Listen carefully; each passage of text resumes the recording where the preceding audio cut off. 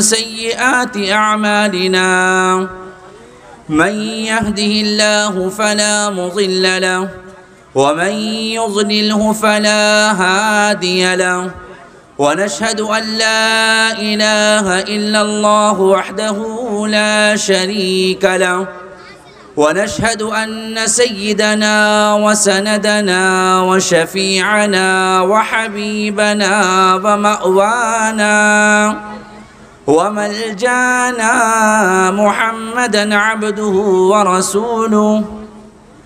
أما بعد فقد قال الله تبارك وتعالى في كلامه المجيد والفرقان الحميد: أعوذ بالله من الشيطان الرجيم، بسم الله الرحمن الرحيم. لقد كان لكم في رسول الله أسوة حسنة لمن كان يرجو الله واليوم الآخر. وقال في موضع آخر: ما آتاكم الرسول فخذوه وما نهاكم عنه فانتهوا واتقوا الله. وقال النبي صلى الله عليه وسلم: لا يؤمن أحدكم حتى أكون أحب إليه من والده وولده والناس أجمعين، أو كما قال صلى الله عليه وسلم. صدق الله العظيم وصدق رسوله النبي الكريم، ونحن على ذلك لمن الشاهدين والشاكرين، والحمد لله رب العالمین. ذکر دنیا کر کے دیکھا، فکر عقبہ کر کے دیکھ. ذکر دنیا کر کے دیکھا، فکر عقبہ کر کے دیکھ. سب کو اپنا کر کے دیکھا، رب کو اپنا کر کے دیکھ. میری سب سے پہلی درخواست ان حضرات سے جو کھڑے ہوئے ہیں، بہت عاجزی کے ساتھ، ادب کے ساتھ التماس اور آرزو اور ریکویسٹ کرتا ہوں کہ وہ بیٹھ جائیں. اور یہ جو ہمارے پیارے ننھے سے بچے آگے بیٹھے ہوئے ہیں، یہ ہماری بڑوں کی ذمہ داری ہے، ان کو خاموش کرائیں. جب تک آپ خاموش نہیں ہوں گے میں بول نہیں سکتا، اور جب آپ خاموش ہو جائیں تو مجھے بولنے کا دل بھی لگے گا اور موقع بھی ملے گا. اس لیے میری ماؤں بہنوں سے بھی درخواست ہے کہ وہ بھی خاموشی کے ساتھ، پردے کے اہتمام کے ساتھ سنیں، اور آپ حضرات سے بھی گزارش ہے کہ اہتمام کے ساتھ سنیں. اللہ مجھے بھی اور ہم سب کو عمل کی توفیق نصیب فرمائے. میرے محترم بزرگوں، دوستو، آج دنیا میں ایک مزاج بن چکا ہے، ایک نظریہ بن چکا ہے، ایک ماحول بن چکا ہے کہ دنیا میں عزت، دنیا میں خوشی مال سے ملتی ہے. یہ ایک دھوکہ ہے، دھوکہ کہ دنیا میں عزت مال سے ہے، عزت سے ہے، دولت سے ہے، شہرت سے ہے. ایک دھوکہ یہ لگا ہوا ہے، اور ایک دھوکہ یہ لگا ہوا ہے کہ میں اپنی مرضی کا مالک ہوں، جو چاہے کروں، مجھ پر کسی کا کوئی اختیار نہیں، میں آزاد ہوں. یہ ہم سب کو دھوکے لگے ہوئے ہیں. ایک تو مال سے خوش ہوں، اور دوسرا میں آزاد ہوں. اللہ جل جلالہ عم نوالہ نے ہم تمام کو اس دھوکے سے نکالا ہے، اور یوں فرمایا: اِنَّهُ هُوَ أَضْحَكَ وَأَبْكَى. نہیں، تمہیں مال سے خوشی نہیں ملتی، تمہیں دولت سے خوشی نہیں ملتی، تمہیں خوشی دینے کا مالک میں ہوں، تمہیں عزت دینے کا مالک میں ہوں. ایک دھوکہ اللہ تبارک و تعالیٰ نے ہمارا یوں دور کیا. اور دوسرا دھوکہ جو یہ تھا کہ ہم آزاد ہیں. کہاں آزاد؟ قرآن کریم میں اللہ فرماتے ہیں افحسبتم انما خلقناکم عبثا وانکم الینا لا ترجعون. کیا گمان ہے تمہارا تم یوں ہی بیکار پیدا کیے گئے، یوں ہی آزاد پیدا کیے گئے اور تمہارا کوئی حساب لینا نہیں؟ نہیں، کہاں آزاد ہے؟ کیا ہم دنیا میں اپنی مرضی سے آئے؟ نہیں. کیا موت ہمیں اپنی مرضی سے ملنے والی ہے؟ نہیں. آئے بھی مرضی سے نہیں، جائیں گے بھی مرضی سے نہیں. جوانی روک کر دکھا سکتے ہیں؟ نہیں. صحت روک کر دکھا سکتے ہیں؟ نہیں. کہاں آزاد ہے؟ یہ ہمیں دھوکہ لگا ہوا ہے اور اللہ نے اس دھوکے کو دور کیا ہے. نہیں، تم آزاد نہیں ہو.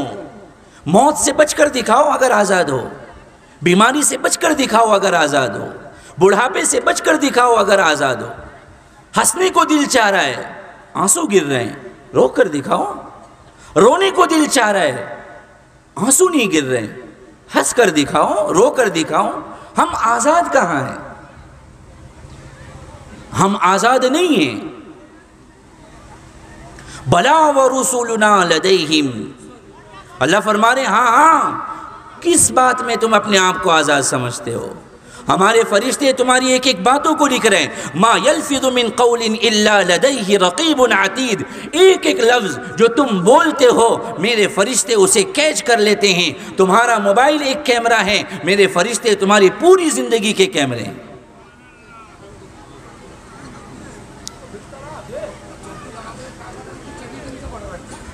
وَإِنَّ عَلَيْكُمْ لَحَافِظِينَ كِرَامًا كَاتِبِينَ. ایک ادھر کرامن کاتبین فرشتے بیٹھے ہوئے ہیں جو تمہاری اچھی باتوں کو لکھ رہے ہیں. گالی دیتے ہو، بری بات کرتے ہو، ماں باپ کی نافرمانی کرتے ہو، غلط کام کرتے ہو، وہ فرشتے بھی لکھ رہے ہیں. کہاں آزاد؟ یہ ایک دھوکہ ہے. حضرت علی رضی اللہ عنہ فرماتے تھے الموت لیس منہ الفوت. موت سے کوئی نہیں بچ سکتا. بچ کر دکھاؤ اگر آزاد ہو تو. ان اقمتمنہ اخذکم. اگر اس کا تم سامنا کرو تو وہ تمہیں پکڑ لے گی.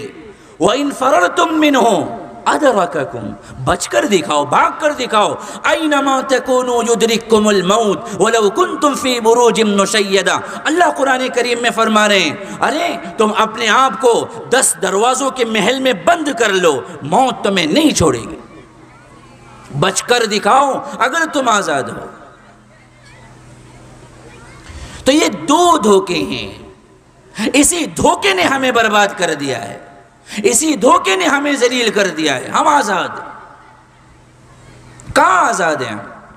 ہم مال کے کمانے میں آزاد ہیں، مال کے خرچ کرنے میں آزاد ہیں، زندگی کے جیسے گزارنے میں آزاد ہے. نہیں نہیں نہیں، اللہ تبارک و تعالیٰ نے ہمیں آزاد نہیں چھوڑا. پیدا مرضی سے نہیں ہوئے، موت مرضی سے نہیں آ سکتی. ہمارا ہر عمل لکھا جا رہا ہے. کہاں سے آزاد؟ یہ دنیا آزادی کی جگہ نہیں ہے، یہ دنیا دارالامتحان ہے. تمہیں اگر آزادی چاہیے، اللہ نے ایک دنیا بنا کر رکھی ہے. یہ آزادی کی جگہ نہیں. تم چاہو جھوٹ بولو، تم چاہے فراڈ کرو، تم چاہے دھوکہ دو، تم چاہے ماں باپ کی نافرمانی کرو، تم چاہے رشوتیں کھاؤ، تم چاہے جہیز کا مطالبہ کرو. نہیں نہیں نہیں دوستو، اللہ تبارک و تعالیٰ نے ہمیں آزاد نہیں کیا. ایک ایسا نبی اور ایک قرآن ہمیں دیا ہے جس قرآن کریم کے بارے میں اللہ فرماتے ہیں، اللہ کے نبی صلی اللہ علیہ وسلم نے ارشاد فرمایا ان اللہ یرفع بہذا الکتاب اقواما. یرفع، اللہ کے نبی صلی اللہ علیہ وسلم نے ارشاد فرمایا اس کتاب، یہ کتاب ہے، قرآن مجید ہے، اللہ نے اس کا تمہیں مکلف بنایا ہے. یہ تمہاری رہبری کی کتاب ہے، یہ تمہاری زندگی اور موت کی کتاب ہے، یہ تمہارا ایک دستور ہے، ایک منشور ہے، ایک قانون ہے. اس کی حفاظت تم عمل کے ذریعے سے کرو گے. تم آزاد نہیں ہے، تمہیں قرآن کے مطابق جینا ہے، تمہیں قرآن کے مطابق زندگی گزارنا ہے. یہ قرآن دیا ہے اللہ نے. اور کیسا قرآن، کیسی کتاب. کوئی بھی لیکھک جو ہوتا ہے نا، جو مصنف ہوتا ہے، کتاب لکھتا ہے، سب سے پہلے صفحے پر معافی مانگتا ہے کہ بھائی پڑھنے والے سے درخواست ہے کہ اس میں جو غلطی ہو جائے وہ نشاندہی کر دیں. اصلاح کر دے. لیکن قرآن کریم ایسی کتاب ہے، اللہ پہلے صفحے میں فرماتے ہیں الف لام میم ذالک الکتاب لا ریب فیہ. او لوگو تم کس دھوکے میں پڑے ہوئے ہو، یہ وہ کتاب ہے جس کے نقطے میں بھی شک نہیں، جس کے زبر میں بھی شک نہیں، جس کے زیر میں بھی شک نہیں. تم نے اس کتاب کو طاقوں کی زینت بنا دیا، تم نے اس کتاب کو مردوں کی اور قبرستان کی زینت بنا دیا. تمہیں پتہ نہیں یہ وہ کتاب ہے جس کتاب کی مخالفت میں کفار مکہ رات دن میں مارا کرتے تھے صحابہ کرام کو، دن میں مارا کرتے تھے حضور پاک کو، اور رات میں اللہ کا کلام سننے کے لیے 3 گھنٹے کھڑے رہ کر کلام پاک سنتے تھے. ہاں یہ وہ کتاب ہے. ہم تو قرآن چھوڑ کر اپنے آپ کو آزاد سمجھ رہے ہیں. اس لیے میرے دوستو سب سے پہلی نیت یہ کریں اپنے آپ کو قرآن کے مطابق ڈھالیں گے. بولو انشاءاللہ. ہمارے عمل کی کمزوری ہے جو آج خبیث لوگ کھڑے ہو کر قرآن کریم کی آیتوں کے بارے میں کچھ بھی اول فول بھاگتے ہیں. ارے عمل کر کے دکھاؤ، اپنی زندگی قرآن کے مطابق دکھاؤ. ایک صحابی آئے، اما عائشہ سے پوچھنے لگے کہ اللہ کے نبی صلی اللہ علیہ وسلم کے اخلاق کیا تھے؟ کان خلقہ القرآن. حضرت اما عائشہ رضی اللہ عنہ فرمانے لگی قرآن نہیں پڑھا، ہمارے نبی کے اخلاق پورا قرآن تھے. یہ وہ کتاب ہے جسے ہم نے چھوڑ دیا، جس کی عزت، جس کا احترام، جس کا ادب ہم تمام پر ضروری، جس کو فالو کرنا، جس کو ایکسیپٹ کرنا، جس کو اپنی زندگی میں ڈالنا، یہ ہمارا فرض منصبی ہے. اللہ کے نبی نے فرمایا تم ہرگز گمراہ نہیں ہو سکتے اگر قرآن کریم کے مطابق زندگی گزارو. آج پورے معاشرے کو اٹھا کر دیکھ لو، کیا حال ہے، کیا تباہی ہے، کیا فساد ہے. پوری دنیا رونا رو رہی ہے، پوری دنیا سسک رہی ہے، امت بے حال ہے، بے تاب ہے. کہیں بے روزی کی شکایت ہے، کہیں مارم ماری ہے، کہیں جہیز کا مطالبہ، کہیں سود کی لعنت، کہیں رشوت کی لعنت، کہیں ظلم کا بازار گرم، کہیں دھوکے کا بازار گرم، کہیں جھوٹ کی. یہ پورا معاشرہ تباہ و برباد. وجہ کیا؟ قرآن کریم کو چھوڑنا. اس لیے عزیزو نیت کرو کہ انشاءاللہ قرآن کریم کو سیکھیں گے اور اس پر عمل کریں گے. بولو انشاءاللہ. تو اللہ نے آزاد نہیں چھوڑا. کہاں آزاد ہیں ہم آزاد نہیں ہیں. اللہ کے نبی صلی اللہ علیہ وسلم نے ہمیں آزاد نہیں چھوڑا. تو ایک تو اللہ نے وہ کتاب دی کہ اس کتاب کو اپنی زندگی کا مقصد بناؤ، تم آزاد نہیں ہو. اور ایک بھائی میری ادب سے درخواست ہے ان لوگوں سے جو ماحول کو بگاڑ رہے ہیں، بڑے ادب سے میری درخواست ہے، یاد رکھنا بیان کرنے والا اور بات کرنے والے کے دل سے بات اسی وقت نکلتی ہے جب سننے والے دل سے سنتے ہیں. یہ بات کرنے والے کا کمال نہیں ہوتا دوستو، یہ تو سننے والوں کے دل کا اثر میرے مقرروں پر پڑتا ہے، بات کرنے والوں پر پڑتا ہے. اس لیے آپ سے ایک عاجزی کی درخواست ہے، مؤدبانہ درخواست ہے. بڑے ادب کے ساتھ اللہ کے کلام پڑھا جاتا ہے، حضور پاک صلی اللہ علیہ وسلم کی احادیث مبارکہ ہیں، اور تم کھڑے کھڑے یوں ہی ہنسی مذاق کے ساتھ باتوں کو سن لو. کیا فائدہ ہے ایسی رات میں اور ایسی مبارک رات میں جہاں قرآن کی محفلیں اور قرآن کا درس اور جہاں حدیث مبارکہ کا تذکرہ چل رہا ہو اور تم یوں ہی کھڑے کھڑے گویا اس کا ایک مذاق سا اڑا رہے ہو. بیچارے ہمارے عزیز ہم کتنی دیر سے آپ سے درخواست کر رہے ہیں کہ غور سے سنیں، توجہ سے سنیں اور اپنے اندر ایک بیداری لائیں. اس لیے آپ سے درخواست ہے خاموشی کے ساتھ. انتظامیہ نے ماشاءاللہ انتظام کیا تو ان حضرات سے بھی ذمہ داری ہے جو باہر انتظامیہ کے ساتھ ان کی میٹنگ ہوئی اور انہوں نے ماشاءاللہ باہر کا مینجمنٹ اور انتظام سنبھالا، ان سے بھی درخواست ہے کہ وہ باہر والے حضرات کو اندر بٹھائیں. تو اللہ تبارک و میں یہ کہہ رہا تھا ہم آزاد نہیں ہیں. اللہ نے ایک قرآن دیا اور ایک مبارک ذات دی. کون سی؟ حضور پاک صلی اللہ علیہ وسلم. قرآن کریم میں اللہ فرماتے ہیں لَقَدْ مَنَّ اللَّهُ عَلَى الْمُؤْمِنِينَ إِذْ بَعَثَ فِيهِمْ رَسُولًا مِّنْ أَنفُسِهِمْ. کہ تم آزاد نہیں ہو. تمہارا آئیڈیل، تمہارا نمونہ ایک وہ ذات ہے جو سارے نبیوں کی سردار ہے. یہ سارے نبیوں کی سردار ہے. کہ کون؟ کہ جناب محمد مصطفیٰ احمد مجتبی. سب کہہ دو صلی اللہ علیہ وسلم. کون ہے یہ؟ محمد کون ہے؟ یہ احمد کون ہے؟ یہ حامد کون ہے؟ یہ محمود کون ہے؟ قرآن کریم میں اللہ تبارک و تعالیٰ نے میرے نبی کی ایک ایک چیز کو محفوظ کیا تاکہ تمہیں پتہ چلے، مجھے پتہ چلے، ہم سب کو پتہ چلے ہم آزاد نہیں ہیں. ہم اس مصطفیٰ کے، اس نبی کے غلام ہیں جس کے بارے میں قرآن کریم میں اللہ تبارک و تعالیٰ نے اتنے اوصاف بیان کیے. میں آپ کو بتاؤں کہ ہمارے نبی صلی اللہ علیہ وسلم، سب کہہ دو صلی اللہ علیہ وسلم. بھائی زور سے کہو. میرے نبی نے ارشاد فرمایا من صلی علیہ صلاۃ صلی اللہ علیہ 10 صلوات. جو مجھ پر ایک مرتبہ درود بھیجتا ہے، میرے آقا صلی اللہ علیہ وسلم فرماتے ہیں اللہ اس پر 10 رحمتیں نازل فرماتے ہیں، 10 درجات بلند کرتے ہیں، 10 گناہوں کو نیکیوں سے بدلتے ہیں، اور اللہ تبارک و تعالیٰ اس کی زندگی اور آخرت دونوں بناتے ہیں. سب کہیں گے بولو صلی اللہ علیہ وسلم. تو ایک ایسی مبارک ذات دی ہے جس کا تذکرہ قرآن کریم میں اللہ تبارک و تعالیٰ نے کیا، جس کی ایک ایک عضو کا، پورے جسم کا اور جسم کے ہر عضو کا اللہ تبارک و تعالیٰ نے قرآن میں اپنی کتاب میں تذکرہ کیا ہے. یہ وہ آئیڈیل ہے، یہ وہ نمونہ ہے جس میں تم دھوکے میں پڑے ہو کہ ہم آزاد ہیں. نہیں، ہم نے وہ نبی دیا جس کے اللہ تبارک میں آپ کو بتاتا چلوں، آپ دھیان سے توجہ سے سنتے رہیں کہ اللہ تبارک و تعالیٰ نے ہمیں کیسا پیارا نبی دیا، کیسا پیارا اللہ تبارک و تعالیٰ نے مشفق، ہمدرد، ہم سب کا غم گسار نبی عطا فرمایا. پچھلی قوموں میں نبی آئے، پچھلی قوموں میں رسول آئے، لیکن یہ رسول، یہ نبی سارے نبیوں کا سردار، سارے رسولوں کا سردار. ہمارے نبی صلی اللہ علیہ وسلم پر نبوت ختم ہو گئی. اب آپ کے بعد کوئی نبی نہیں، اب آپ کے بعد کوئی رسول نہیں. قیامت تک ہمارے نبی کی نبوت چلے گی، قیامت تک ہمارے نبی کی شریعت اور رسالت چلے گی.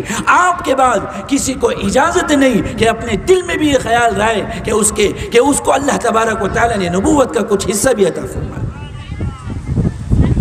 کیسا نبی دیا ہے اللہ تبارک و تعالیٰ نے. آپ کی پوری زندگی کو اتنا محفوظ کیا ہے، اتنا محفوظ کیا. کیوں؟ آئیڈیل بنایا، نمونہ بنایا. دیکھو تمہاری زندگی حضور پاک صلی اللہ علیہ وسلم کی زندگی سے میچ کھا جائے. کل قیامت میں اگر تم چاہتے ہو کہ تمہیں آزادی ملے، تم آزادی کے دعوے کرتے ہو، یہاں تو تم آزاد نہیں، آخرت میں آزاد رہنا چاہتے ہو، اپنا آئیڈیل اس ذات کو بناؤ جس ذات کی پیدائش سے لے کر وفات تک پوری زندگی قرآن کریم میں، احادیث مبارکہ میں اللہ تبارک و تعالیٰ نے محفوظ کر دی تاکہ رہتی دنیا تک کے لیے ہم تمام کے لیے نمونہ بن جائے. کیا زندگی! ہمارے نبی صلی اللہ علیہ وسلم دنیا میں تشریف لائے. بھائی جب نبی کا نام آئے تو سب کیا بولیں گے؟ صلی اللہ علیہ وسلم. ہمارے نبی صلی اللہ علیہ وسلم تشریف لائے. جب دنیا میں تشریف لائے، آپ کی پیدائش عام بچوں کی طرح نہیں ہوئی. ہمارے نبی صلی اللہ علیہ وسلم جب پیٹ میں منتقل ہوئے، اماں آمینہ کے پیٹ میں جب منتقل ہوئے تو اور سب عورتوں کو بوجھ محسوس ہوتا ہے، لیکن ہمارے نبی، پیارے نبی، ہمدرد نبی، مشفق نبی، غمگسار نبی جب دنیا میں تشریف لائے، ابھی آپ پیٹ میں منتقل ہوئے ہیں، ابھی آپ دنیا میں تشریف نہیں لائے ہیں. اماں آمینہ فرماتی ہے مجھے کبھی پیٹ میں بوجھ بھی محسوس نہیں ہوا. کیا نبی ہے! اللہ معاف فرمائے، اللہ مجھے معاف فرمائے. آج ہم اتنے بڑے ہو کر بھی اپنی ماں پر بوجھ بنتے ہیں. میرا نبی پیٹ میں رہ کر بھی بوجھ نہیں بنا. اور آج جس ماں نے پوری زندگی کھلایا، پوری زندگی پلایا، خود کیلے میں سوئی، خود کڑوا کھایا، خود بھوکا سوئی، اس ماں نے ہمیں کھلایا پلایا. آج وہ ماں ہم پر بوجھ بن گئی، اس ماں پر ہم بوجھ بن گئے. استغفر اللہ، اللہ مجھے معاف فرمائے. ہمارے نبی دنیا میں تشریف لا رہے ہیں، ابھی آپ دنیا میں آئے نہیں۔ اماں آمینہ فرماتی ہے میرے پیٹ میں ذرا بھی بوجھ محسوس نہیں ہوا، جیسے عموماً عورتوں کو محسوس ہوتا ہے۔ اور آج ہمارا کیا حال ہے؟ ہم اپنی ماں پر بوجھ ہیں، باپ پر بوجھ ہیں، وہ بیچارے ماں باپ۔ میں آپ کو بتاتا چلوں کہ آج ہمارے معاشرے کی سب سے بڑی خرابی ماں باپ کی نافرمانی ہے۔ یہ ہمارے معاشرے کی سب سے کھوکھلا کر دینے والی اور بنیادوں کو ہلا دینے والی ایک اہم شق ہے، ایک اہم حصہ ہے، جس سے ہمارا معاشرہ لرز رہا ہے، کامیابی کی طرف کبھی نہیں جا سکتا۔ کیا ہے؟ ماں کی نافرمانی۔ حضور پاک صلی اللہ علیہ وسلم نے ارشاد فرمایا تم پہلی صف میں نماز پڑھ لو، پورا دن قرآن کریم کی تلاوت کر لو، روزے کا اہتمام کر لو، حج ہر دن چلے جاؤ، عمرہ کرنے چلے جاؤ، اگر تم سے تمہارے ماں باپ ناراض ہیں یہ سارے عمل بیکار۔ ایک صحابی، ایک نوجوان بچہ حضور پاک صلی اللہ علیہ وسلم کی خدمت میں آیا اور آ کر کہنے لگا کہ یا نبی اللہ، میرا جو باپ ہے وہ مجھ سے پوچھے بغیر میرے مال میں سے کچھ بھی لے لیتا ہے، اور میرے باپ نے میرا مال لے لیا ہے۔ اللہ کے نبی صلی اللہ علیہ وسلم نے ارشاد فرمایا جاؤ اپنے باپ کو بلاؤ۔ بھائی دھیان سے سننا، اللہ کے نبی صلی اللہ علیہ وسلم نے ارشاد فرمایا اپنے والد کو بلا کے لاؤ۔ اللہ کے نبی صلی اللہ علیہ وسلم کے اس حکم پر ان کو بلایا گیا۔ وہ راستے میں جب آ رہے تھے، آتے آتے دل میں رو رہے تھے، آنکھوں ٹپ ٹپ گر رہے تھے، اور وہ ابھی تشریف بھی نہیں لائے، وہ ابھی اللہ کے نبی صلی اللہ علیہ وسلم کی خدمت میں پہنچے بھی نہیں تھے۔ اس سے پہلے حضرت جبرائیل علیہ السلام تشریف لے آئے۔ حضرت جبرائیل علیہ السلام تشریف لا کر کہنے لگے یا نبی اللہ، جو اس نوجوان بچے کے باپ تشریف لا رہے ہیں، آپ ان سے پوچھنا کہ راستے میں تم نے کیا بات دل میں کہی، وہ بات ضرور سننا۔ کچھ اشعار کہے تھے انہوں نے، کچھ دل میں بات کہی تھی، وہ بات آپ ضرور سننا۔ جب وہ باپ تشریف لائے، اللہ کے نبی صلی اللہ علیہ وسلم نے فرمایا بھائی تمہارا معاملہ میں بعد میں سنوں گا، پہلے مجھے یہ بتاؤ کہ تم نے دل میں کیا کہا تھا، تمہارے دل میں کیا خیالات گزر رہے تھے۔ تو وہ باپ روتے ہوئے کہنے لگے یا نبی اللہ، میں گواہی دیتا ہوں کہ اللہ نے آپ کو رسول بنا کر بھیجا ہے، اور میں گواہی دیتا ہوں اس اللہ کی جس کے علاوہ کوئی معبود نہیں، جس کے علاوہ کوئی پالنے والا نہیں، کوئی کھلانے والا نہیں، میرا رب۔ ابھی تو میں نے زبان پر بھی وہ جملے نہیں کہے تھے، میرے رب نے اسے بھی سن لیا۔ کیا جملے تھے؟ عجیب عربی کے اشعار ہیں۔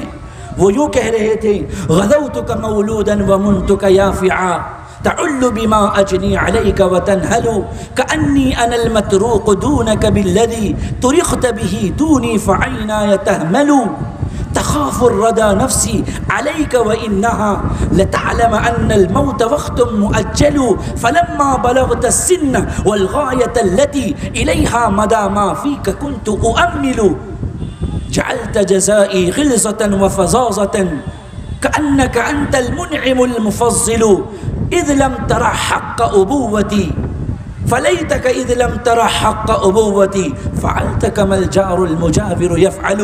وہ اشعار تھے، اللہ کے نبی صلی اللہ علیہ وسلم رو رہے ہیں، آپ کے مبارک چہرے پر آنسو گر رہے ہیں۔ وہ اشعار یوں تھے اے میرے بچے، جب سے تو پیدا ہوا نا، میں نے اپنے لیے جینا ہی چھوڑ دیا، میں نے اپنے لیے جینا ہی چھوڑ دیا، تیری ایک خوشی کو دیکھنے کے لیے ساری خوشیاں قربان کر دی۔ اور میرے بچے، تیری ایک رات کی بیماری میری 10 راتوں کی نیند کو اکھاڑ لیا کرتی تھی۔ میرے بچے، کبھی رات میں تجھے بیماری ہو جاتی، پوری رات میری آنکھیں تڑپ جایا کرتی تھی۔ میرے بچے، میں تجھے اپنی جوانی کا عرق نچوڑ نچوڑ کر تیری ہڈیوں میں بھرتا رہا، تیرے گوشت میں پیوست کرتا رہا، تو بڑھ کر پل کر جوان ہونے لگا، تو سیدھا ہونے لگا اور میری ہڈیاں جھکنے لگی، میری کمر جھکنے لگی اور میں جھک گیا اور میں نے تجھے سیدھا کرنے کے لیے اپنے آپ کو جھکا دیا۔ میرے بچے، جب تو جوان ہوا میں بوڑھا ہوتا چلا گیا۔ میں نے دل میں ایک ارمان رکھے تھے کہ تو بڑا ہوگا، میں نے جو جوانی کا رس تیری ہڈیوں میں پیوست کیا تھا، کھلایا تھا، ملایا تھا، میں اس کے رس کا مزہ میں خود لوں گا۔ لیکن بچے، یہ کیا ہوا؟ اچانک تیری آنکھیں ماتھے پہ چڑھ گئی، تیرے تیور بدلنے لگے، کچھ پیسوں نے تجھے اتنا نیچا بنا دیا، اپنے آپ کو تو اتنا بڑا بننے لگا۔ بھول گیا میری وہ راہ، بھول گیا میری وہ تڑپ، بھول گیا میری وہ بے چینی۔ تیری ایک ہنسی کے لیے میں دن بھر محنت کرتا، تھکتا تھا اور اس کی سنتا، اس کی سنتا، دھوپ میں پورا کلر میرا کالا ہو گیا۔ میرے بچے، اب میں تجھ سے کچھ امید کے لیے آیا تھا، اور میرے بچے تو پل کر بڑھ کر جوان ہو گیا، آج میں بوڑھا ہو گیا۔ کیا تو نے میری احسان کا بدلہ دیا؟ کیا تو نے میری اس محنت کا بدلہ دیا؟ اے میرے بچے، کم سے کم ایک باپ کا اگر تو مجھے حق نہ دیتا، کم سے کم پڑوسی تو سمجھتا۔ ایک پڑوسی کے بارے میں بھی یہ حق ہے کہ تم ان کے ساتھ وہ سلوک کرو۔ میرے نبی نے فرمایا کہ اگر تمہارے گھر میں کوئی اچھا کھانا بن رہا ہے اور تمہارے پڑوس میں اگر کوئی بھوکا ہے، تمہارے اس سالن کی خوشبو سے وہ بچہ پریشان ہے، ان کے گھر والے پریشان ہیں، کل اللہ کے ہاں تمہاری پکڑ ہو۔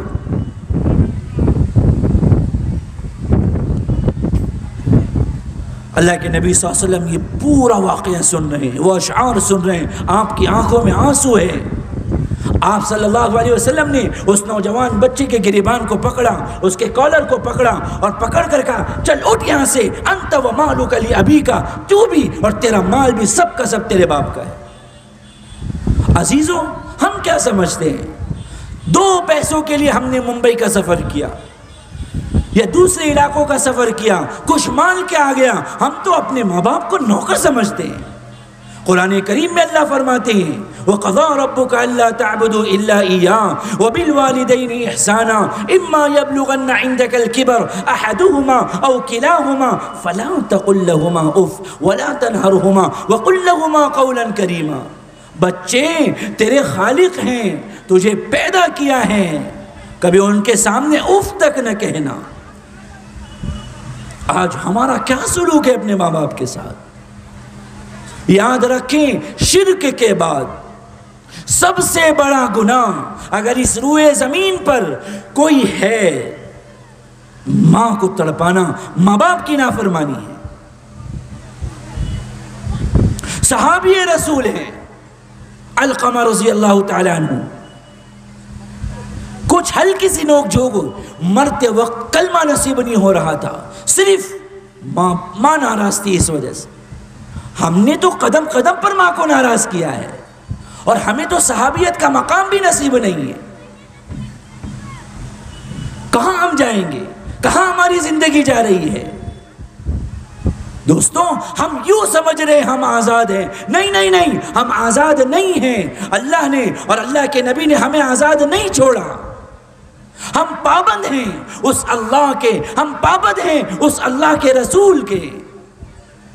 میرے نبی، میں آپ کو بتاتا چلوں، اللہ کے نبی صلی اللہ علیہ وسلم ابھی دنیا میں تشریف نہیں لائے، پیٹ میں ہیں، لیکن اماں آمینہ فرماتی ہے کہ مجھے کبھی کوئی بوجھ سا محسوس نہیں ہوا۔ آپ جب دنیا میں تشریف لائے، پیر کا دن تھا، ربیع الاول کا مہینہ تھا، آپ دنیا میں تشریف لا رہے ہیں، اماں آمینہ فرماتی ہیں، میں نے دیکھا میرے گھر سے ایک نور نکلا، پورے مکہ میں پھیلا، پھیل کر آسمان کی طرف گیا، اور اس نور سے ایک آواز آئی کہ اس بچے کو پوری دنیا کا چکر لگاؤ، اسے پوری دنیا میں گھومنا ہے، اسے آسمان پر جانا ہے، اسے اللہ کے عرش تک پہنچنا ہے۔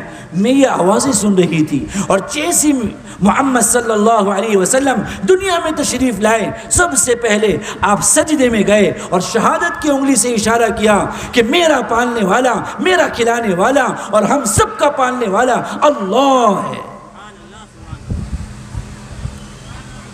میرے نبی دنیا میں تشریف لا رہے ہیں اور یہ امت کو پیغام دے رہے ہیں کہ نہیں نہیں، تم آزاد نہیں ہو، تمہارا معبود، تمہارا خالق، تمہارا مالک، تمہارا رازق اللہ ہے، اس کے پاس تمہیں جانا ہے، اس کے پاس تمہیں جا کر حساب دینا ہے۔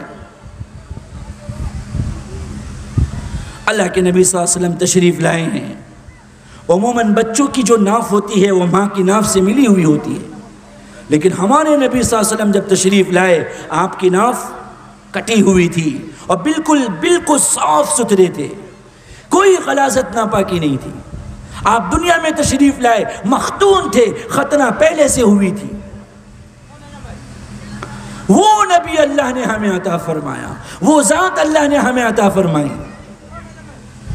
جس کی پیدائش سے لے کر، اور یہی نہیں، آپ سن لیں، اللہ کے نبی صلی اللہ علیہ وسلم جب پیدا ہوئے آپ کے سر پر باپ کا سایہ نہیں تھا، آپ یتیمی کی حالت میں دنیا میں تشریف لائے۔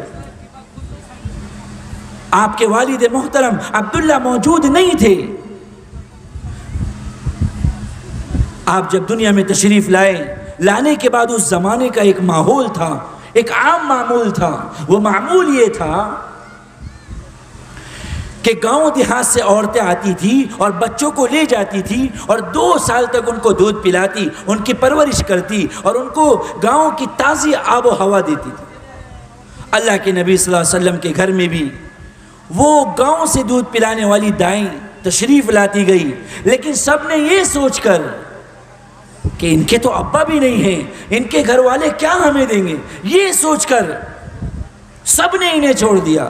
لیکن حضرت حلیمہ رضی اللہ عنہا کی قسمت میں سعادت لکھی تھی، اور اس سعادت کی وجہ سے میں قصہ مختصر کر کے بتانا چاہتا ہوں کہ اللہ کے نبی صلی اللہ علیہ وسلم کو حضرت حلیمہ رضی اللہ تعالی عنہا اپنے ساتھ لے گئی، گاؤں میں لے گئی۔ گاؤں میں لے جانے کے بعد اللہ کے نبی صلی اللہ علیہ وسلم وہاں تشریف لے گئے، آپ کو وہ لے گئی۔ لے جانے کے بعد آپ کا معمول تھا، آپ اس سینے سے دودھ پیتے تھے، اور دوسرا سینہ جو ان کی بہن تھی، رضاعی بہن، کبھی اللہ کے نبی صلی اللہ علیہ وسلم نے اپنی اس بہن کا، جو بہن دوسری طرف سے پیتی تھی، کبھی اللہ کے نبی صلی اللہ علیہ وسلم نے اس سینے کے دوسرے حصے کو منہ نہیں لگایا۔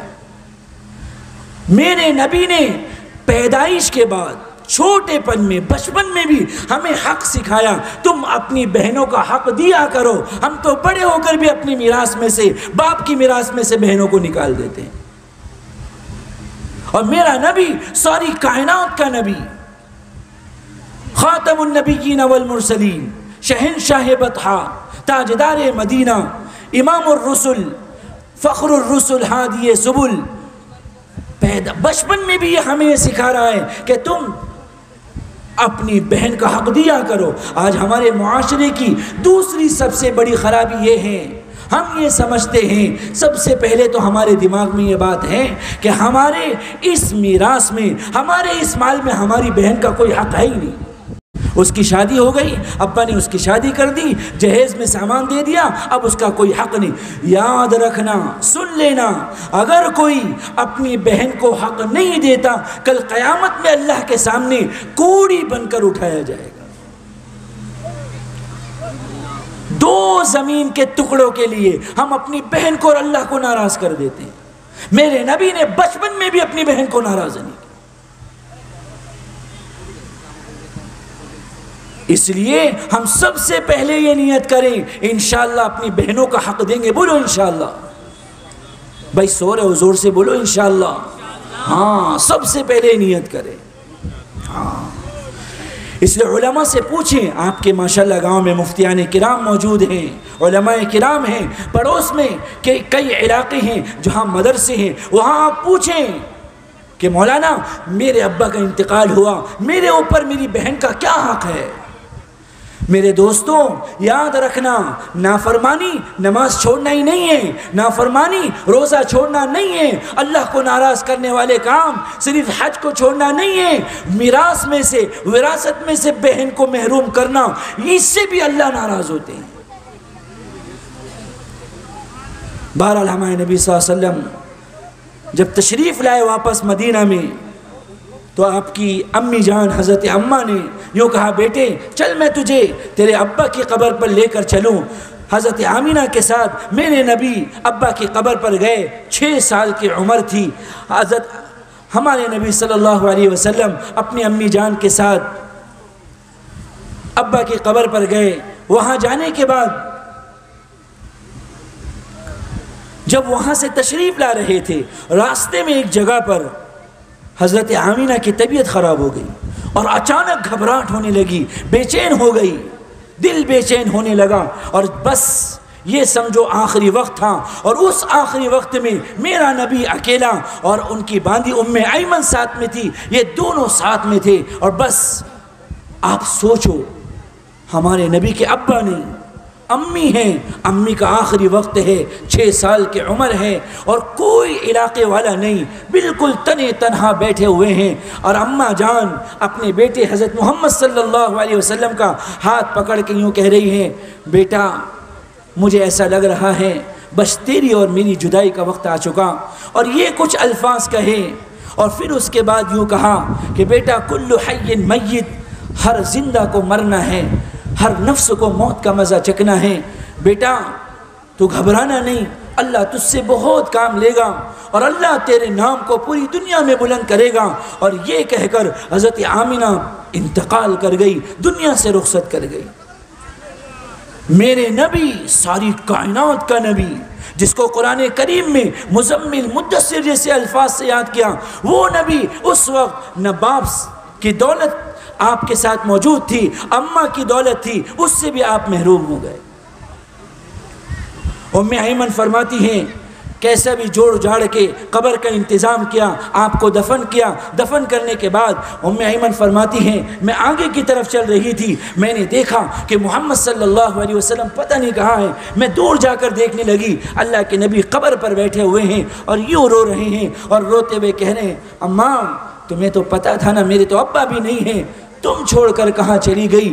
اماں آپ سوچو نا، آپ کا چھوٹا 5 سال کا بچہ، 4 سال کا بچہ، اس کے پیر میں کانٹا چبھ جائے، آپ کو گوارا نہیں ہوتا، مجھے گوارا نہیں ہوتا، ساری کائنات کا نبی، اور اس وقت کوئی نہیں، اماں بھی نہیں، ابا بھی نہیں، اور حضور قبر پر یوں سر رکھ کر اور ہاتھ رکھ کر رو رہے ہیں، اور روتے روتے کہہ رہے ہیں اماں تمہیں تو پتا تھا نا کہ میرے تو ابا بھی نہیں ہیں، اب تم نے بھی میرا ساتھ چھوڑ دیا، اماں میں کس کے پاس سوؤں گا، کہاں رہوں گا؟ اور میں ایمن نے کیسا کیسا کر کے پورے راستے 6 سال کا بچہ مدینہ سے مکہ کی طرف جا رہا ہے، آپ کی آنکھوں سے آنسو گر رہے ہیں، روتے روتے مدینہ پہنچے ہیں، مکہ پہنچے ہیں، 6 سال کی عمر ہے، باپ کا سایہ نہیں، ماں کا سایہ نہیں، اللہ کو بتانا تھا کہ یہ وہ نبی ہیں جس کو آگے جا کر طائف والے ماریں گے، مکہ والے شہر سے نکالیں گے، جس کی سنتوں کو پوری دنیا کے مسلمان چھوڑیں گے، اس کو تکلیف پہنچائی جائے گی، اس لیے حضور پاک صلی اللہ علیہ وسلم کے سہاروں کو اللہ تبارک و تعالی نے ختم کر دیا کہ تاکہ یہ میرا محمد، یہ میرا نبی، اس کی تربیت میں کروں، اس کی کفالت میں کروں، اس کی پرورش میں کروں۔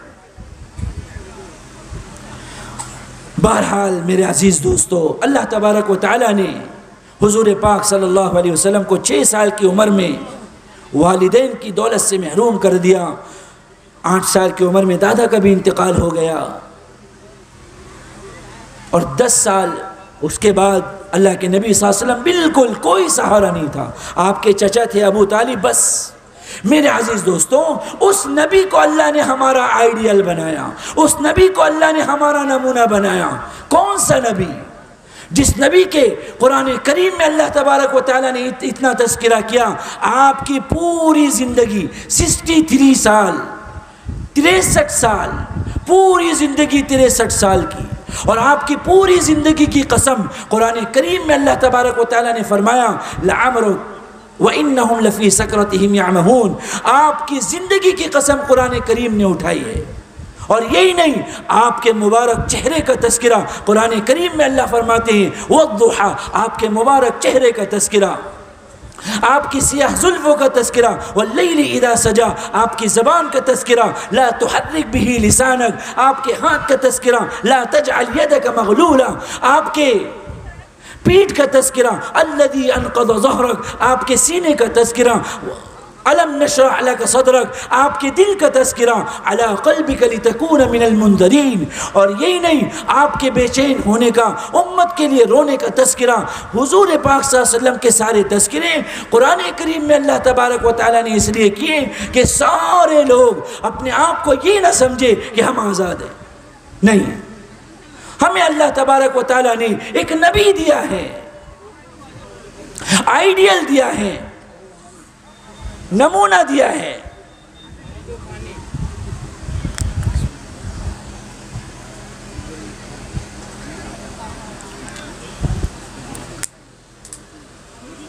اس لیے میرے محترم بزرگوں دوستوں، اللہ تبارک و تعالیٰ نے ہمیں آزاد نہیں چھوڑا۔ ہم یہ نہ سوچے ہم آزاد ہیں، جو چاہے مرضی کریں، نہیں، جو چاہے مرضی کریں۔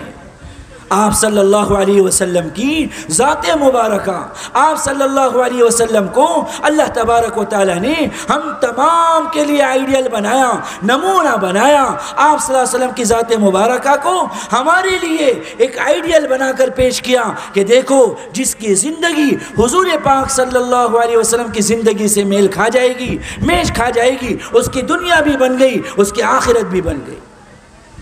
لیکن آج ہمارا معاملہ اٹھا کر دیکھ لیں، آج ہماری حالت اٹھا کر دیکھ لیں، کیا حال ہے ہماری زندگیوں کا، کیا حال ہے ہماری زندگیوں کا۔ ہماری صبح کی زندگی دیکھیں، ہماری شام کی زندگی دیکھیں، کوئی زندگی کا مقصد ہی نہیں، بغیر مقصد کی زندگی گزار رہے ہیں۔ جیسا چاہا کمایا، جیسا چاہا خرچ کیا، جیسا چاہا اپنی زندگی گزار رہے ہیں۔ یہ زندگی گزارنے کا طریقہ نہیں ہے۔ ہمارے نبی صلی اللہ علیہ وسلم نے صحابہ کرام پر محنت کی اور ان کو بتایا کہ دیکھو، زندگی اس طرح گزارنا ہے، میں تمہارے لیے آئیڈیل ہوں، میں تمہارے لیے نمونہ ہوں، اور وہ آئیڈیل بتا کر گئے ہیں۔ صحابہ کرام کی زندگی اٹھا کر دیکھیں کیسا، اور ہمارے نبی کو ہم سے کتنی محبت، کتنا لگاؤ، ایک ایک امتی سے ہمارے نبی صلی اللہ علیہ وسلم کو کیا لگاؤ تھا، کیا تعلق تھا۔ ہمارے نبی صلی اللہ علیہ وسلم ہمارے لیے اتنا روتے تھے، اتنا تڑپتے تھے، آپ کی رات کی بے چینی، آپ کی دن کی بے چینی۔ ہمارے نبی صلی اللہ علیہ وسلم نے یہ تعلیم دی ہے، جب تم رات کو سو، جب تم رات کو سو، اپنے برتن کو ڈھانک لیا کرو، اپنے برتن کو ڈھانک لیا کرو۔ کہ کیوں؟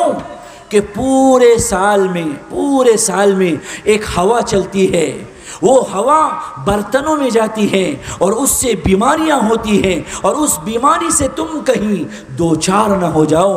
اللہ کے نبی صلی اللہ علیہ وسلم کو ہم سے کیا لگاؤ تھا کہ پورے سال میں صرف ایک مرتبہ ہوا چلتی ہے۔ میرا نبی اس بات کو بھی گوارا نہیں کرتا تھا کہ میرا امتی سال میں ایک مرتبہ چلنے والی وہ بیماری والی ہوا سے بھی دو چار نہ ہو جائیں۔ اس کے لیے میرے نبی نے تعلیم دی کہ اپنے برتن کو ڈھانک لیا کرو۔ اور یہی نہیں، اللہ کے نبی صلی اللہ علیہ وسلم نے ارشاد فرمایا، اپنے بستر کو جب سونے لگو تو جھاڑ لیا کرو، بستر کو جھاڑ لیا کرو۔ 3 مرتبہ جھاڑ کر سونا سنت ہے۔ میرے دوستوں، صرف یہاں لکھنے سے عاشق رسول نہیں بن جاتے، اس طرح کے جلسے لگانے سے عاشق رسول نہیں بن جاتے، عشق رسول دکھانا ہوگا۔ اللہ کے نبی نے فرمایا، من احب سنتی فقد احبنی ومن احبنی کان معی فی الجنہ۔ عشق کا معیار یہ نہیں ہے نبی کے نام پر اپنے ہاتھ کو کاٹ دو، نبی کے نام پر اپنی زندگی کو یوں ہی گزارو، نہیں۔ عشق نبی بتا کر گئے ہیں، اگر تم سچے نبی کے عاشق ہو اپنی زندگی کو گزارو۔ دیکھو کیسے وہ عاشق تھے، کیسے وہ محبت کرنے والے تھے، کیسے وہ حضور کے نام پر مچلنے اور تڑپنے والے تھے، زندگی ویسی گزار کر گئے۔ ہمارے نبی نے ہم سے کیا لگاؤ رکھا؟ یوں فرمایا، رات میں سو جاؤ تو بستر جھاڑ دو۔ کیوں بھائی، کیوں بستر جھاڑیں؟ کہ ہو سکتا ہے تم رات میں سونے لگو، تمہارے بستر پہ کوئی چونٹی آ جائے۔ اللہ اکبر! میرے نبی نے ایک چونٹی، میرے امتی کو ایک چونٹی تکلیف نہ دے، اس کے لیے میرے نبی آج سے 1450 سال پہلے ہمیں تعلیم دے کر گئے کہ جب تم سونے لگو بستر کو جھاڑ لیا کرو۔ کتنا لگاؤ تھا ہم سے، کتنی محبت تھی ہم سے، اور یوں فرمایا اپنے پھٹے ہوئے کپڑوں کو پہن کر مت سلا کرو. کوئی کپڑا پھٹ جائے تو اس کو پہنے پہنے مت سلو, کہیں ایسا نہ ہو کہ سلتے سلتے تمہیں تکلیف پہنچ جائے. میرے نبی ہماری محبت میں یہ ساری باتیں کہہ کر گیا, اور آج ہم اس نبی کی سنت کو یوں اڑا رہے ہیں. کیسا نبی, کیسی محبت. ہمارے نبی سے محبت صرف انسانوں نے نہیں جانوروں نے کی ہے. ہمارے نبی کی محبت کا اظہار, ہمارے نبی کے عشق کا اظہار جانوروں نے کیا. ہمارے نبی کی باتوں کو جانوروں نے مانا. آج ہم ہیں, کتنا ہم نبی کی بات پہ چلتے ہیں. کیا ہماری زندگی میں حضور کا طریقہ ہے؟ ایک بھی طریقہ بتا دیں. اور ایک وہ لوگ تھے جن کی زندگی پوری کی پوری حضور کے طریقے کے ساتھ. اللہ معاف فرمائے, آج ہم مسلمان ہو کر نبی کا نام لے کر بھی نبی کو تکلیف دے رہے ہیں. اس زمانے میں جو نبی کے دشمن تھے وہ بھی آپ کو اتنی تکلیف نہیں دیتے جتنے ہم نام لے کر بھی تکلیف دے رہے ہیں. اٹھا کر دیکھ لیں آپ, اللہ کے نبی صلی اللہ علیہ وسلم طائف میں تشریف لے گئے اور وہاں کے لوگوں کو سمجھا رہے ہیں ایک اللہ کی بات مان لو, مجھے رسول مان لو. لوگوں نے نہیں مانا, مارا, اتنا مارا آپ کی جوتیاں خون سے بھر گئی اور جوتیاں پیر سے ایسی چپک گئی. مار رہے تھے, میرا نبی بھاگ رہا تھا. کون سا نبی جس کو قرآن کریم میں مزمل کہہ کر پکارا, مدثر کہہ کر پکارا, طٰہٰ کہہ کر پکارا, یاسین کہہ کر پکارا, شاہد کہہ کر پکارا, نذیر کہہ کر پکارا, کافۃ للناس کہہ کر پکارا, رحمت للعالمین کہہ کر پکارا. کہیں یوں کہا یا ایھا المزمل یا ایھا المدثر محمد الرسول اللہ خاتم النبیین والمرسلین. یہ سارے القاب حضور پاک صلی اللہ علیہ وسلم کے قرآن کریم میں یوں اللہ تبارک و تعالی. یاد رکھیں جن سے محبت ہوتی ہے نا اس کے نام بھی کئی ہوتے ہیں. ہم اپنے بچوں سے جب محبت کرتے ہیں کتنے نام رکھتے ہیں. ایسی اللہ کو اپنے نبی سے محبت تھی تو کبھی شاہد کہہ دیا, کبھی نذیر کہہ دیا, کبھی داعی الی اللہ کہہ دیا, کبھی کافۃ للناس کہہ دیا, کبھی رحمت للعالمین کبھی کہہ دیا, کبھی محمد کہا, احمد کہا, مجتبیٰ کہا, مرتضیٰ کہا, شاہد کہا, احمد کہا, محمود کہا, ماہی کہا, حاشر کہا, عاقب کہا. سب کہہ دو صلی اللہ علیہ وسلم. ارے زور سے کہو صلی اللہ علیہ وسلم. اتنی محبت اللہ کو اپنے حبیب سے. اور ہمیں بھی بتایا کہ دیکھو اگر تم کامیاب ہونا چاہتے ہو, تم چاہتے ہو میں آزاد نہیں, مجھے آزادی آخرت میں چاہیے, تو اپنے نبی سے محبت کر کے بتاؤ. اور نبی سے محبت کیسے ہوتی ہے میں آپ کو واقعات سناؤں کہ نبی سے محبت کیسے ہوتی ہے. کیا نبی سے محبت, میرے نبی کے ایک ایک عمل کو عاشقوں نے کیسا کر کے دکھایا. اللہ اکبر, اللہ اکبر. اللہ کے نبی صلی اللہ علیہ وسلم طائف سے تشریف لا رہے ہیں, آپ کے پیر زخمی ہیں, اتنا مارا گیا آپ چل چل کے بے ہوش ہو کر گر پڑے. پھر آپ ایک باغ میں تشریف لے گئے. وہ باغ کس کا تھا؟ ہمارے نبی صلی اللہ علیہ وسلم کا ایک دشمن عتبہ, اس کا ایک انگور کا باغ تھا. اللہ کے نبی صلی اللہ علیہ وسلم نے وہ باغ میں تشریف لے گئے. حضرت زید رضی اللہ عنہ ساتھ میں تھے. زید نے آپ کو اٹھایا رضی اللہ تعالیٰ عنہ نے, اور وہ باغ میں لے گئے. ایک درخت کے سائے کے نیچے آپ کو لٹایا. دور سے عتبہ جو ہمارے نبی کا دشمن تھا, جو پوری زندگی حضور کو پریشان کرتا رہا, اس نے دور سے دیکھا, اس کا دل بھی نرم ہو گیا. اس نے جلدی سے اپنے غلام کو بلایا جس کا نام عداس تھا. عداس کو بلا کر کہا اے ادھر آؤ. انگور اچھے نکالے اور نکال کر کہا دیکھو وہ ایک نوجوان لیٹا ہوا ہے, جاؤ اس کو یہ انگور پیش کر دینا اور اس سے یہ کہنا کہ تجھے رشتہ داری کا واسطہ انگور واپس نہ کر. ایک دشمن کو ہمارے نبی پر رحم آ گیا. ایک ہم ہیں ابھی تک نبی کے طریقے پر نہیں چلے اور نبی پر رحم ہم نے نہیں کیا. ایک دشمن کو رحم آ گیا. عداس جلدی سے وہ انگور لے کر گیا, اور لے کر جانے کے بعد وہ عداس, اللہ اکبر, وہ انگور لے کر جب تشریف اللہ کے نبی صلی اللہ علیہ وسلم کی خدمت میں جب وہ آیا اور اس نے انگور پیش کیے, اللہ کے نبی صلی اللہ علیہ وسلم نے ایک انگور اٹھایا اور بسم اللہ پڑھ کر کھایا. کیا پڑھ کر کھایا؟ ہاں ہم لوگ کیا پڑھ کر کھاتے ہیں بھائی؟ ہمارا کھانا کیسے ہوتا ہے؟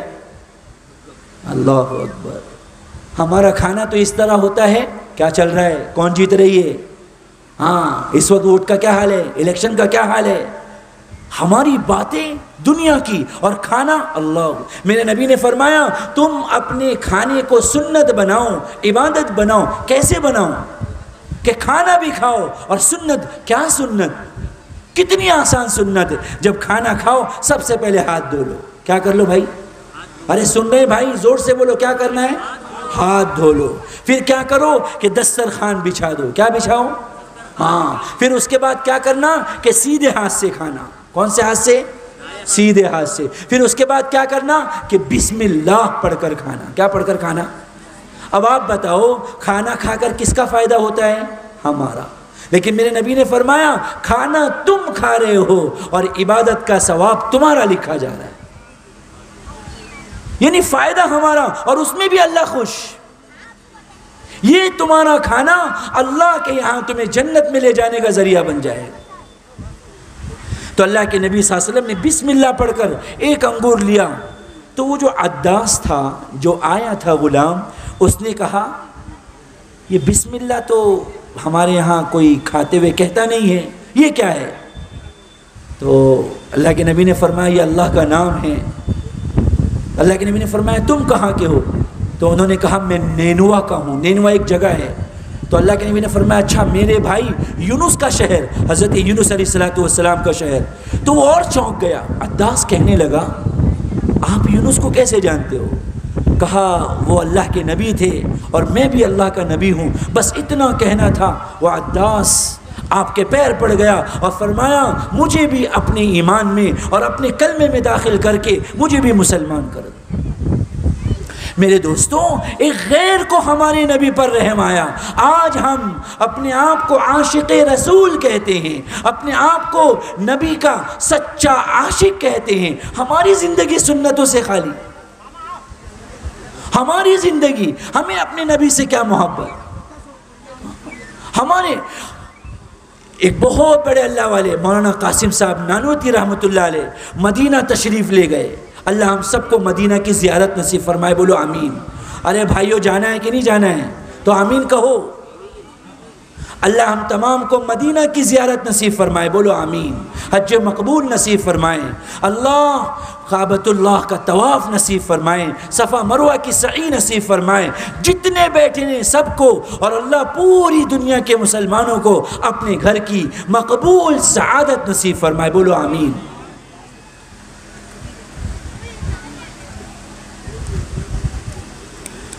تو اللہ کے نبی صلی اللہ علیہ وسلم، میں کہہ رہا تھا حج کی بات، کہ اللہ تبارک و تعالی ہم تمام کو مدینہ پہنچائے۔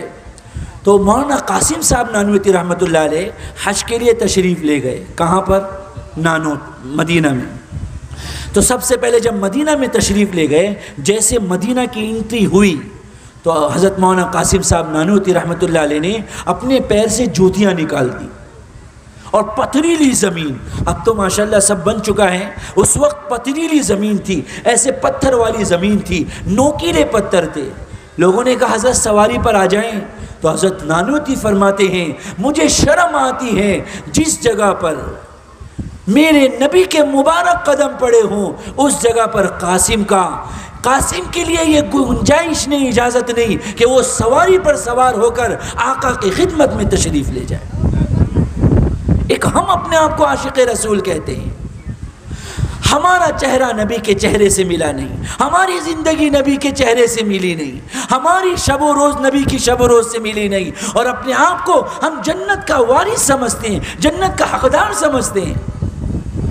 میرے دوستوں، ہمیں حضور کے ایک ایک طریقوں کو اپنی زندگی سے لگانا ہوگا، بولو انشاءاللہ۔ اپنی زندگی میں ایک ایک سنت کو ڈالنا ہوگا کہ میرے نبی کا کیا طریقہ تھا، ہمارے نبی کا کیا عمل تھا۔ آپ کی صبح کی زندگی، آپ کی شام کی زندگی، آپ کا انفرادی میں رہنا، اجتماعی میں رہنا، آپ کی اجتماعی زندگی، یہ ساری زندگی ہم تمام کے لیے نمونہ ہیں۔ اور یہی نہیں، حضرت مولانا قاسم نانوتی رحمۃ اللہ علیہ کے پاس ایک نوجوان آیا اور آ کر کہنے لگا حضرت ایک بہت قیمتی جوتیاں لایا ہوں۔ کیا لایا ہوں؟ جوتیاں لایا ہوں اور یہ میں آپ کو ہدیہ دینا چاہتا ہوں۔ حضرت نے جب جوتیاں دیکھی تو وہ ہری تھی، ہری جوتیاں، سبز گرین کلر کی جوتیاں تھی۔ حضرت نے وہ جوتیاں لینے سے انکار کر دیا۔ اس آنے والے صاحب اور شخص نے کہا حضرت اتنی قیمتی جوتیاں بازاروں سے ڈھونڈ کر میں لایا ہوں، آپ نے کیوں انکار کر دیا؟ فرمایا میرے نبی کے روزے کا کلر ہرا ہے، یہ مجھے گوارا نہیں کہ جو میرے نبی کے روزے کا کلر ہو وہ قاسم نانوتوی کے جوتی کا کلر ہو۔ ہم تو ابھی یہی گمان میں ہیں کہ ہم عاشق رسول ہیں، کہاں سے ہماری زندگی میں عشق آیا؟ میرے دوستوں، جب تک ہماری زندگی میں 100% سنت نہیں، ہماری زندگی میں حضور کا طریقہ نہیں، ہم عاشق نہیں بن سکتے۔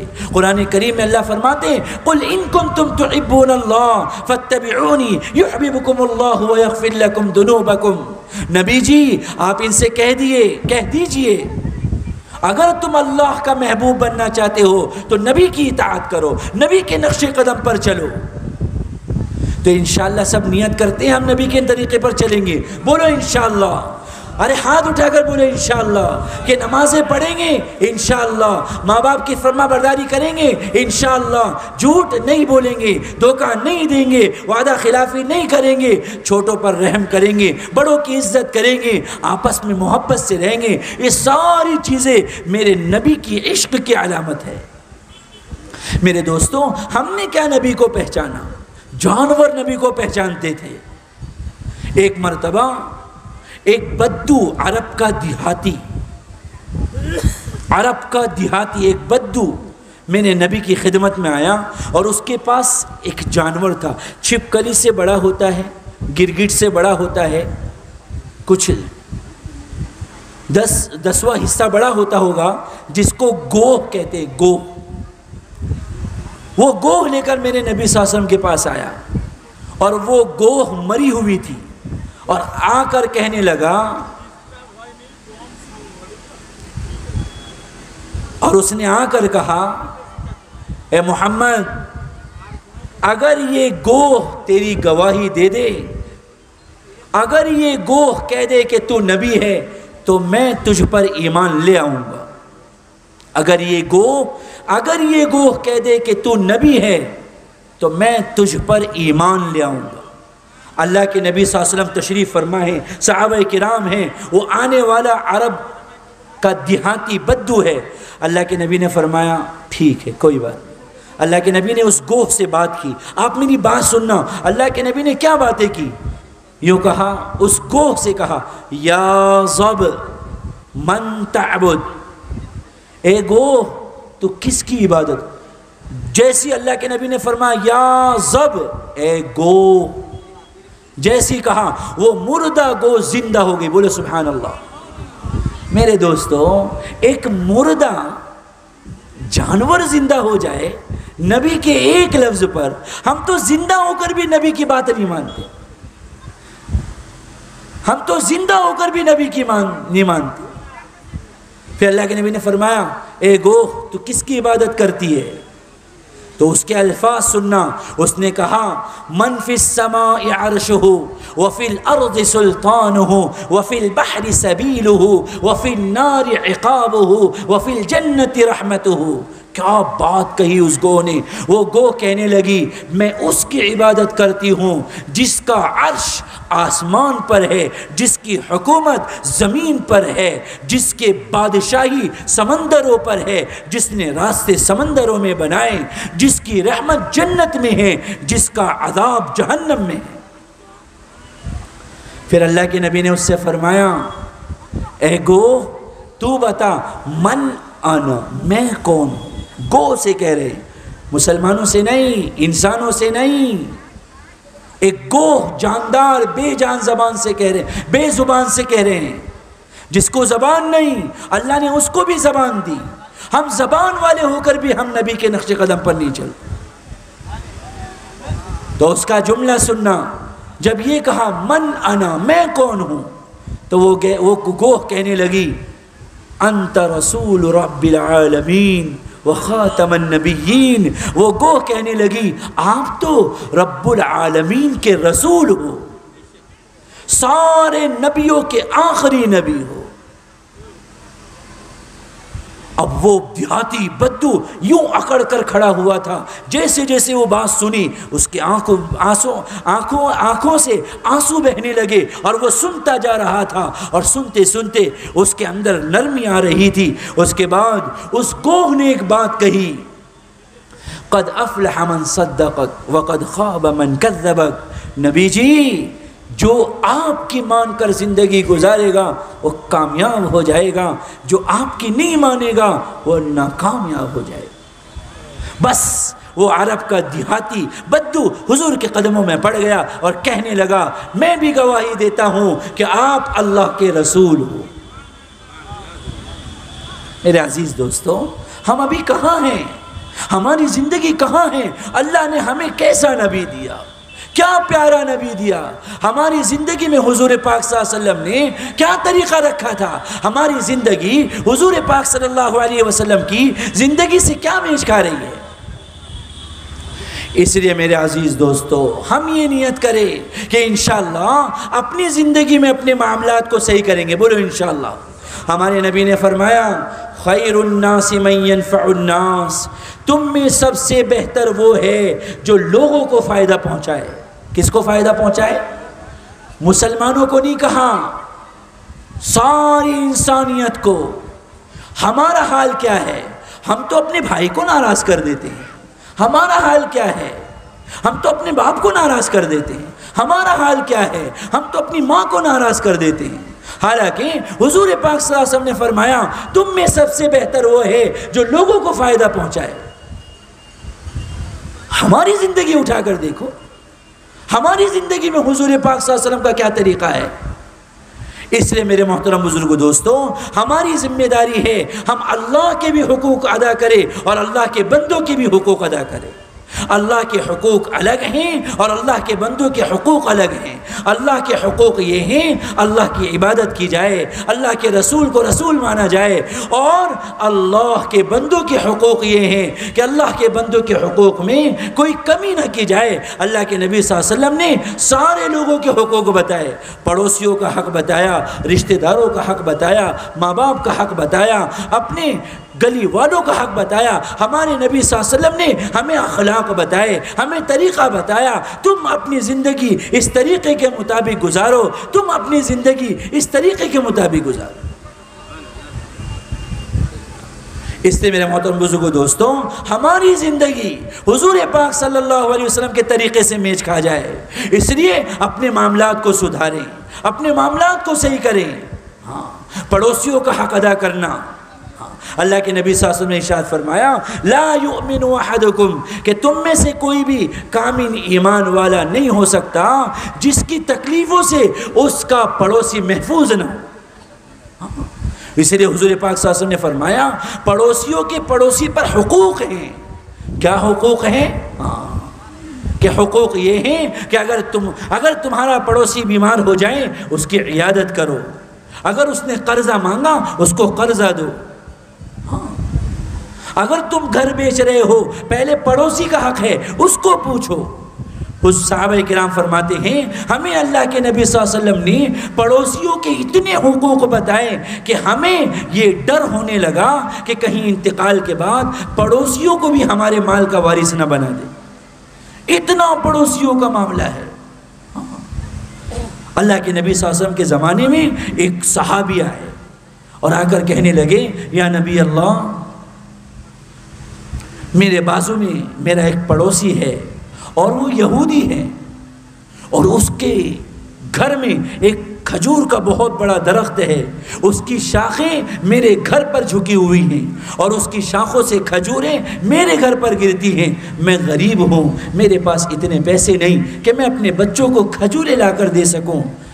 یا نبی اللہ، اس کی کچھ کھجوریں گر جاتی ہیں، میرے بچے اٹھا کر کھا لیتے ہیں۔ وہ میرا پڑوسی اتنا ظالم ہے، وہ آ کر بچوں کے منہ سے کھجوریں نکال لیتا ہے اور ان کو روتا ہوا چھوڑ کر چلا جاتا ہے۔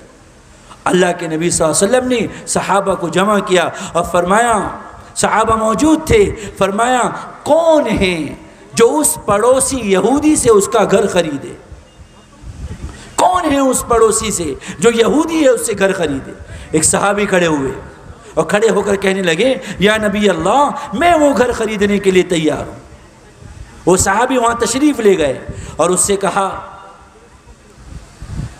کہ میں تیرا گھر خریدنا چاہتا ہوں اور تیرا یہ درخت جو کھجور کا ہے وہ بھی خریدنا چاہتا ہوں۔ اس نے کہا مجھے بیچنا نہیں ہے۔ اس نے کہا جو تو قیمت لگائے گا وہ قیمت میں دینے کو تیار ہوں۔ اس نے ڈبل ٹبل چوبل 10 گنا زیادہ قیمت لگائی اور شرط لگا دی کہ مجھے ایسا گھر اور ایسی جگہ چاہیے جس میں ایک نہیں کئی سارے کھجور کے درخت ہوں، تب میں اپنا یہ گھر بیچوں گا۔ لیکن وہ صحابی ہیں، حضور کی بات کو ماننے کے لیے انہوں نے ساری شرائط قبول کر لی۔ ایک ہم ہیں جو حضور کی لیٹنے کی سنت بھی ادا نہیں کرتے، بیٹھنے کی سنت بھی ہماری زندگی میں نہیں، گھر میں داخل ہونے کی سنت ہماری زندگی میں نہیں، ہم راستے سے گزرتے ہیں سلام ہماری زندگی میں نہیں۔ حضور نے فرمایا افشوا السلام، سلام کو عام کرو، تعریف او لم تعریف، تم جانتے ہو یا نہ جانتے ہو تم سلام کو عام کرو، تمہاری ذمہ داری ہے تم سلام کرو۔ میرے نبی چھوٹوں سے بھی سلام کرتے تھے، بڑوں سے بھی سلام کرو۔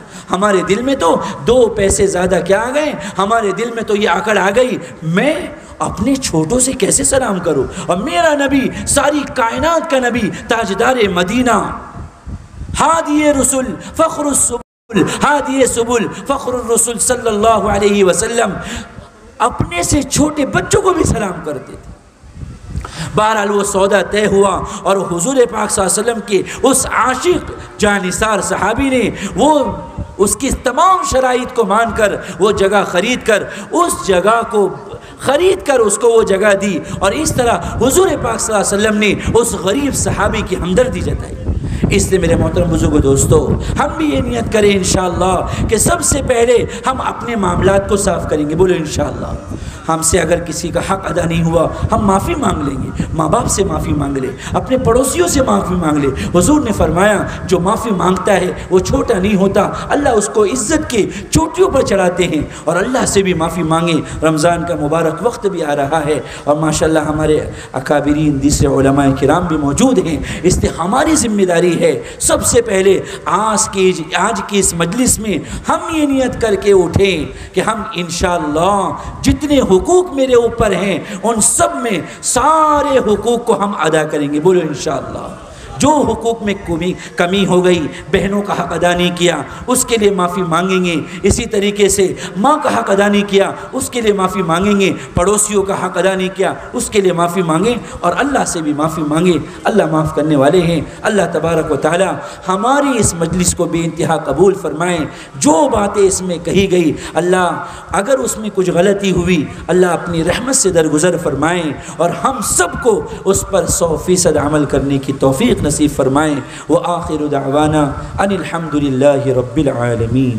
السلام علیکم ورحمۃ اللہ وبرکاتہ۔